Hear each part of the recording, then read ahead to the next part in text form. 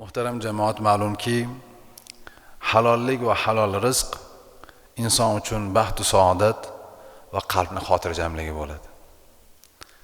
O'g'rilar hech qachon xotirjam bo'lmagan. Chunki orqamdan odam quvib kelyaptimi degan xavf bo'lgan. Hatto yeyotgan vaqtida ham xotirjamligi bo'lmagan. Sababi birovning haqqi bo'lgani uchun.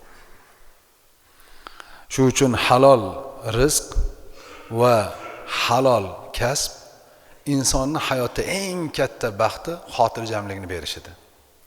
Xalqimizga gap bor, oshing halol bo'lsa ko'chada ye deydi.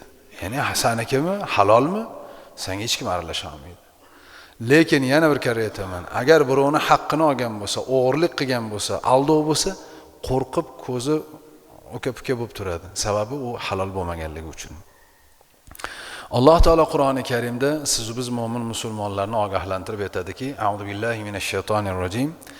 Ya ayyuhan nasu kulu mimma fil ardi halalan tayyiban wa la tattabi'u khutuwatish shayton innahu lakum aduwwun mubin. Sadaqallohul azim. Ey insonlar, men sizlarga yerdagi halol pok qilib bergan narsalardan tanovul qilingiz. Shaytonning izlaridan ergashmangiz, albatta u sizlarga aniq dushmandir deydi. Demak, yerda rizq ko'p, yeydigan ham, ichadigan ham, lekin Alloh taolo o'shalardan halolini, pokizasini yeyishlikka buyurdi. Endi shaytonning yo'lidan yurmang deyapti. Nima uchun desa, demak halol bo'lmagan, pokiza bo'lmagan narsa u shaytonning yemishi. Siz u yo'ldan yurmang, uni yemang ma'nosida mufassirlarimiz tafsir qilishadi.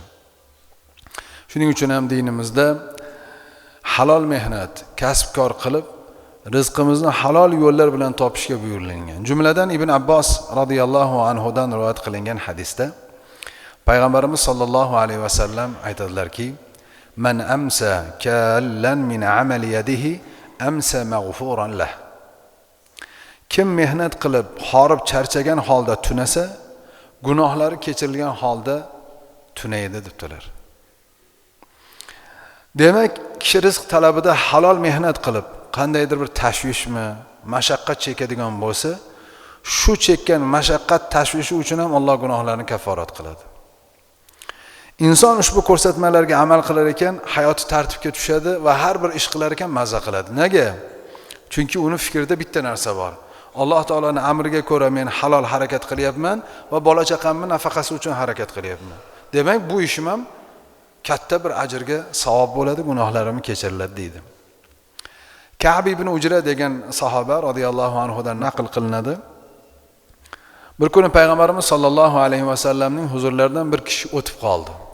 Qarasa, baquvvat, harakatchan, g'ayratli bir inson. Shunda sahobalar: "Ya Rasululloh, bu kishi qani edi shu mehnatini Allohning roziligi uchun, Allohning roziligi yo'lida qilsa edi" deyishdi. Shunda Payg'ambarimiz sollallohu alayhi vasallam aytdilarki: "In kana kharaja yas'a ala waladihi sigharan fa huwa fi sabilillah. Wa in kharaja yas'a ala abawayn shaykhayn kabirayn fa huwa fi sabilillah. Wa in kana yas'a ala nafsihi ya'fiha fa huwa fi sabilillah. Wa in kana kharaja riya'an wa tafakhuran fa huwa fi sabilish shayton." Imom Tabaronidan rivoyat qilingan ushbu hadisda Payg'ambarimiz aytadilarki, agar bu kishi yosh farzandlariga rizq topish uchun chiqqan bo'lsa, Allohni rozi qilish yo'lida ekan dedilar. Agar ikki keksaygan ota-onasini boqish maqsadida chiqqan bo'lsa ham Allohni rozi qilish yo'lida yurgan ekan. Agar bu kishi boshqalarga muhtoj bo'lmaslik maqsadida o'z nafsi uchun chiqqan bo'lsa ham Allohni rozi qilish yo'lida yurgan bo'ladi. Ammo riyo, ko'z qilish, faxrlanish uchun chiqqan bo'lsa, u shaytonning yo'lida yurgan bo'ladi deb sahobalarni tarbiyaladilar. Demak, ertalam hammamiz o'zimizni kasbimiz o'laroq har xil kasbdamiz, chiqamiz. Maqsadimiz halol kasb va dunyo to'plash. Maqsad nima qilasiz? To'plab ahlingizga olib kelasiz. Nafaqa ahli ayol qilasiz, ayolingizga, farzandlaringizga, jigarlaringizga. Bilingki, siz Allohning yo'ldasiz. Ibodatdasiz. Har bir qadamingiz uchun ajr bor. Ota-onangizni rozi qilish uchun harakat qilyapsiz. Ota-onangizni dorisi uchun harakat qilyapsiz. Ota-onangizni rozi qilish uchun harakat qilyapsiz. Dunyoga chiqdingiz, dunyo to'plashga chiqdingiz. Siz Allohning yo'ldasiz. Va hokazo.